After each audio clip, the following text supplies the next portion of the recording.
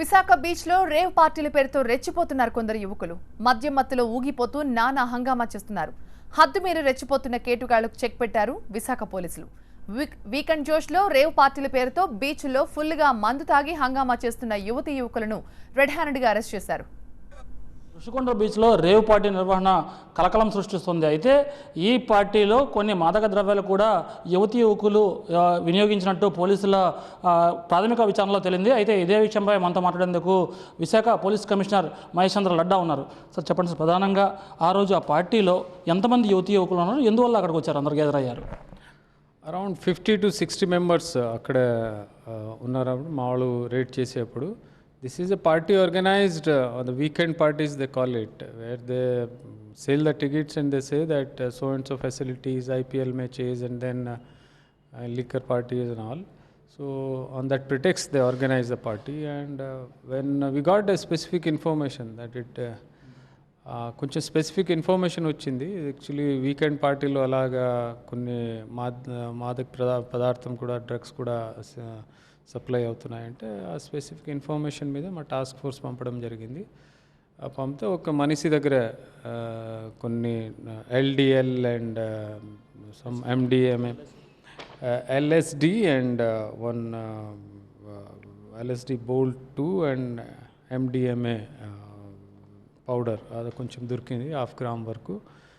So he said ఆయన అక్కడే ఎవరి దగ్గర నుంచి తీసుకున్నారా, ఆర్గనైజర్ దగ్గర నుంచి. So we are trying to verify ఆయన ఎంతవరకు నిజంగా చెప్తున్నారా, ఎక్కడి నుంచి తెచ్చారా. తర్వాత ఆర్గనైజర్స్ ఇప్పుడు అబ్స్కాండింగ్ ఉన్నారా మా వాళ్ళు. We are trying to search those fellows and once we get him will get all the details, ఎక్కడి నుంచి తీసుకుని వస్తున్నారా, ఏం చేస్తున్నారంటే. ఆ స్పాట్లో 50 మంది ఉన్నారంటున్నారు. అందరూ యువతి యువకులు సార్, విద్యార్థులు సార్? దేర్ ఆల్ విద్యార్థులు కూడా ఉన్నారు. Basically youngsters, young people are there. They were having some parties and because of the specific information వల్ల మేము అక్కడ పోయి రేట్ చేయగలిగామండి. ఎన్ని గంటల పాటు అక్కడ పార్టీ జరిగింది సార్? జనరలీ ఇది 11:30, 12కి క్లోజ్ అయిపోవాలి. బట్ బీచ్ ఫ్రంట్లో వాళ్ళు కొంచెం 12:30 వరకు చేసి క్లోజ్ చేస్తారు. అక్కడ నుంచి మళ్ళీ వేరే చోట్ల పోయి ఏదో ఒక చేస్తారా చెప్పారు. So that is also we are verify. అక్కడ నుంచి ఎక్కడ పోతారా, ఏం చేస్తారా, ఆర్గనైజర్స్ ఎక్కడే తీసుకుపోతారు వెరిఫై చేయడానికి ప్రయత్నం. ప్రధానంగా అక్కడ చూసాం స్పాట్లో చాలా వరకు వీరు బాటిళ్ళు ఇవి అవి చాలా ఉన్నాయి. అంటే కాకపోతే ఆ మత్తు పదార్థాలు అనేది అక్కడ మీకు ప్రాథమికంగా ఎవరైనా యూజ్ చేసినట్టుగా అనిపించిందా? దానికి ఎటువంటి విచారణ కొనసాగుతుంది? ఆ స్పెసిఫిక్ ఇన్ఫర్మేషన్ వచ్చింది, దానివల్ల అందరూ సెర్చ్ చేయడం జరిగింది. ఆ సెర్చ్ చేస్తే ఒక మనిషి దగ్గర దొరికింది కదా, దొరికింది. తర్వాత మేము ఫర్దర్ ఇన్వెస్టిగేట్ చేస్తున్నాము. ఆయన ఎక్కడి నుంచి ఎవరి దగ్గర నుంచి తీసుకున్నాము, ఆ మనిషి ఇప్పుడు అబ్స్కాండింగ్లో ఉన్నారా, ఆయన దొరికితే మొత్తం వేరే డీటెయిల్స్ ఏం వస్తాయి.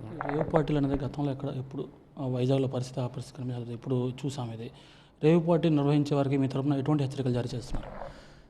పీపుల్ మా తరఫు నుంచి అంటే డిసెంట్గా విదిన్ చట్టం ప్రకారం వాళ్ళు పార్టీ ఆర్గనైజ్ చేసి ఎంజాయ్ చేస్తే మాకు ఏమీ ఇబ్బంది లేదు. Police is always there to protect and give security. But అటువంటి ఎక్స్ట్రా లీగల్ యాక్టివిటీస్ చేసి చట్ట వ్యతిరేకంగా పనిచేస్తే ఖచ్చితంగా కఠిన చర్య తీసుకోవడం జరుగుతుంది. ఆయన ఎవరు ఉంటే ఎవరు వదిలిపెట్టడానికి రాదు. గంజాయి అనేది సర్వసాధారణం అయిపోయింది వైజాగ్లో. ఈ ఎల్ఎస్డి పౌడర్ అనేది ఫస్ట్ టైం వింటూ ఉన్నాం. అంటే ఈ లింక్ ఎంతవరకు వెళ్ళొచ్చు? ఇది వీఆర్ వెరిఫైయింగ్. ఒక్కసారి మన లింక్ కంప్లీట్ అవుతే మీకు ఇన్ఫార్మ్ చేస్తానండి.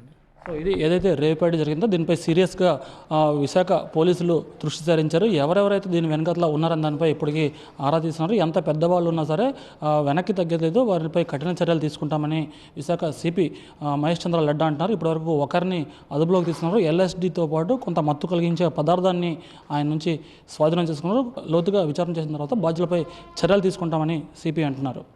కెమెరా పర్సన్ రసూల్తో ఖాజా TV9 విశాఖపట్నం.